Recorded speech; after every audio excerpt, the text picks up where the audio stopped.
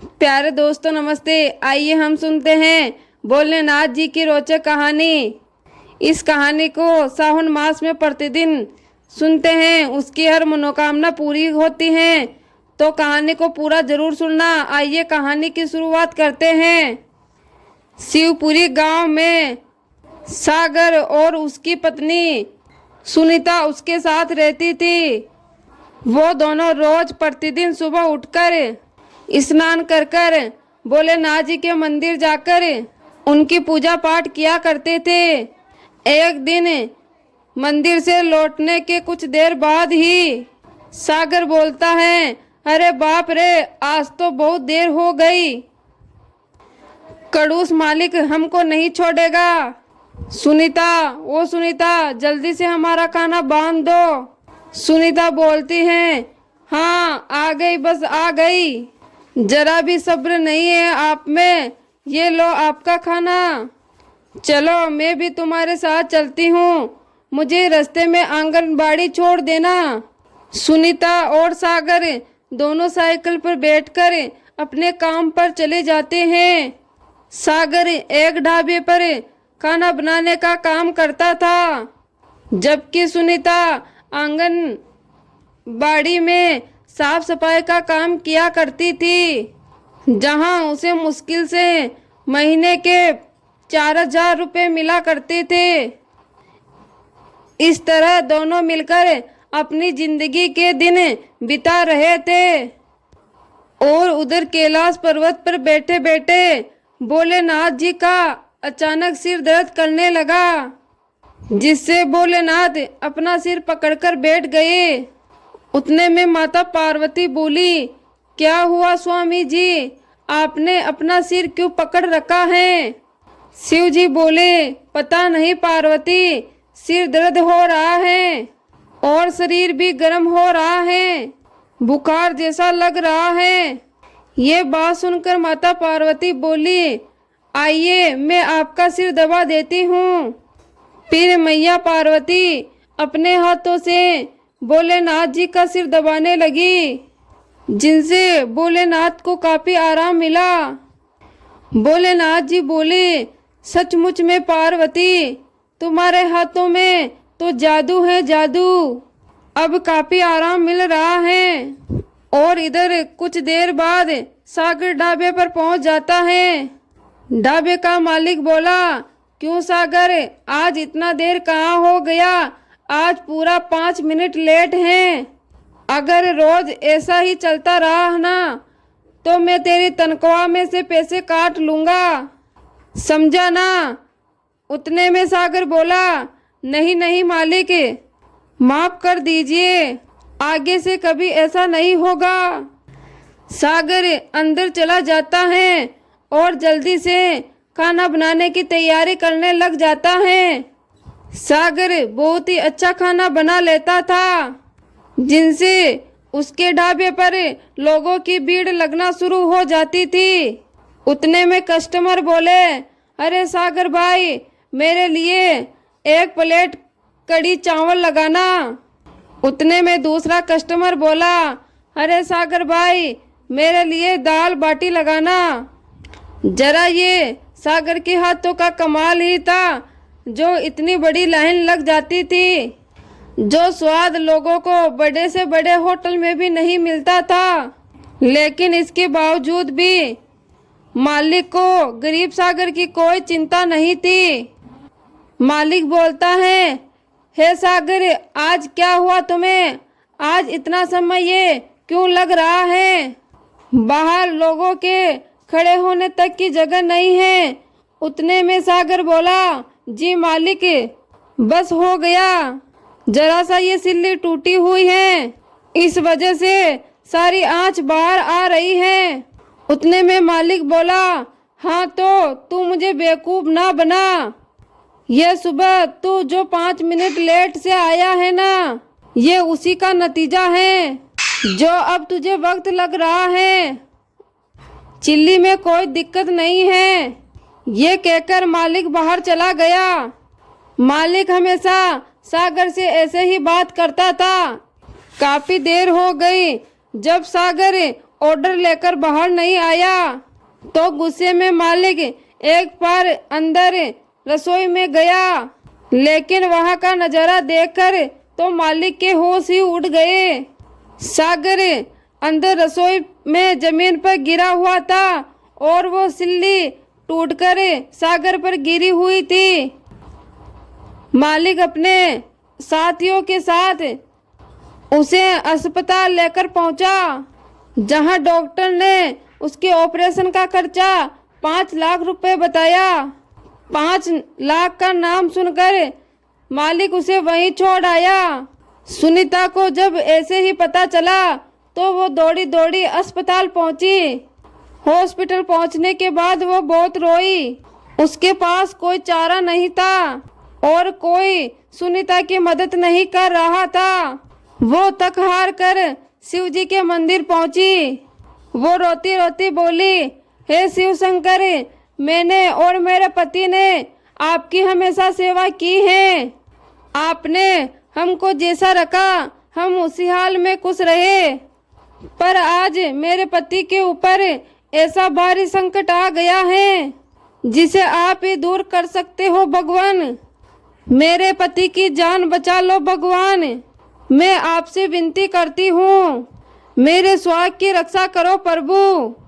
सुनीता भगवान शिव की प्रार्थना करके वापस हॉस्पिटल लौट आई।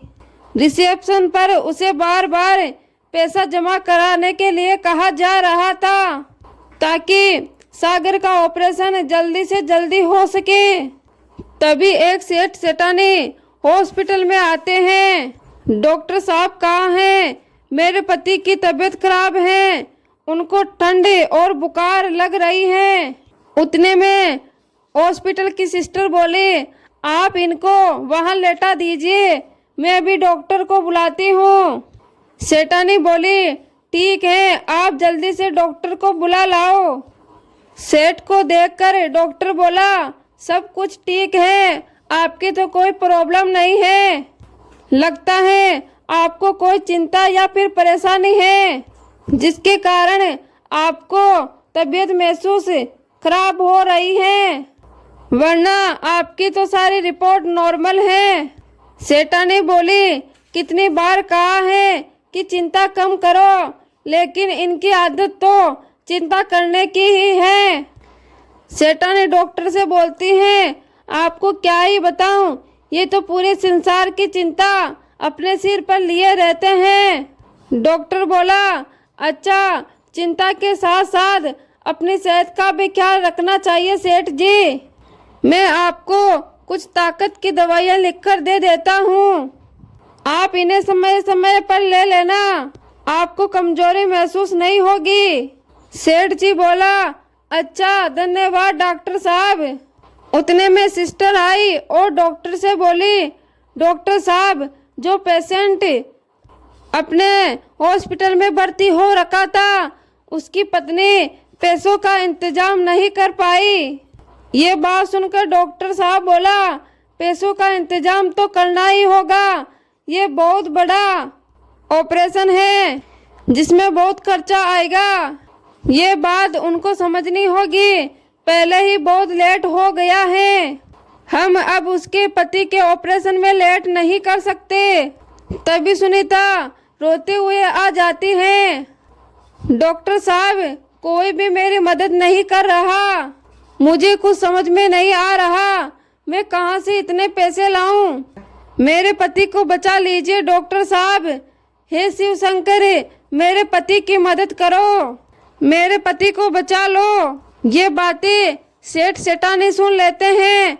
सेठ जी बोलता है, लगता है ये बहन शिव जी की बहुत बड़ी भगत है, अब इसने शिव जी को याद किया है तो मुझे इसकी मदद करनी ही होगी। ये बात सुनकर सेठानी बोलती है, मैंने कहा था ना, पूरी सृष्टि की फिक्र इनको ही रहती है।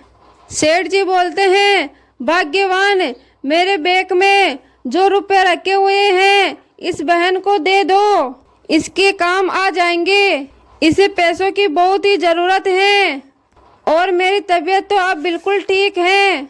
मैं तो पैसे रखकर इसलिए लाया था कि कोई मेरे इलाज में पैसे ना चाह जाए, लेकिन डॉक्टर साहब तो कह रहे हैं कि मैं बिल्कुल ठीक हूँ, तो ये पैसे इस बहन के पति के इलाज में काम आ जाएंगे।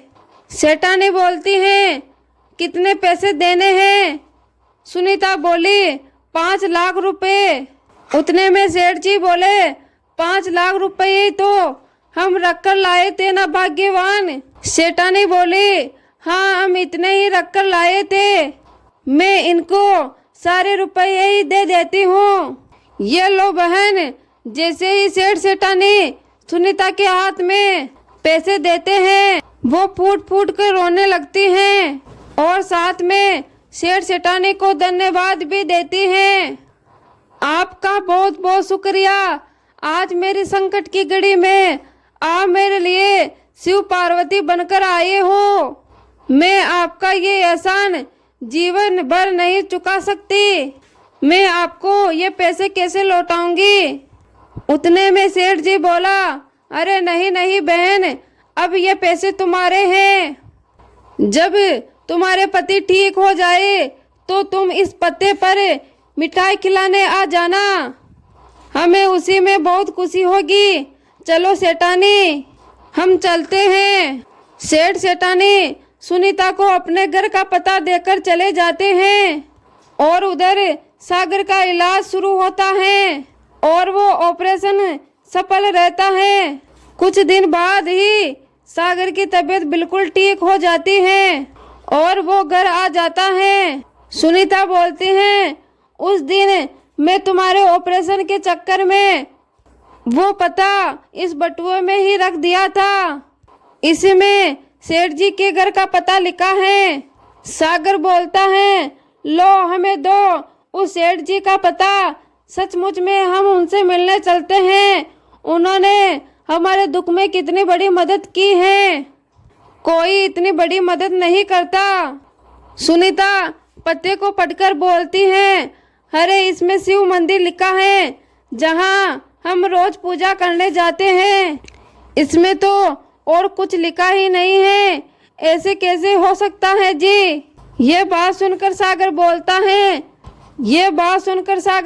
है, वहाँ तो अपने माता पार्वती और भोलेनाथ का निवास स्थान है, इसका मतलब भगवान शिव और माता पार्वती हमारी मदद करने आए थे। वो सेठ सेठानी के रूप में हमारी मदद करने के लिए मरीज बनकर आए थे। मैं सब कुछ समझ गया, ये भगवान शंकर की ही लीला है। ये बात सुनकर सुनीता बोलती है, हाँ उस दिन जब वो हॉस्पिटल अपने इलाज के लिए आए थे तब वो यही कह रहे थे कि उनको पूरी सृष्टि की चिंता है और यही सच है कि उन्हें पूरी सृष्टि की चिंता है। उन्होंने उस दिन मेरी प्रार्थना सुन ली। सुनो जी, हम बच्चों के साथ शिव मंदिर चलते हैं, मिठाई खरीद लेंगे। भगवान शिव ने बोला था जब तुम बिल्कुल ठीक हो जाओ तो मैं उनके पास मिठाई लेकर जाऊं। उन दोनों की आंखें आंसुओं से भर आती हैं। वो भगवान शंकर के मंदिर जाते हैं और मिठाई का भोग लगाते हैं और अपने जीवन में आई खुशियों के लिए भगवान शंकर और माता पार्वती को धन्यवाद कहते हैं। प्यारे दोस्तों, ये थी भगवान शिव जी की अनोखी कहानी।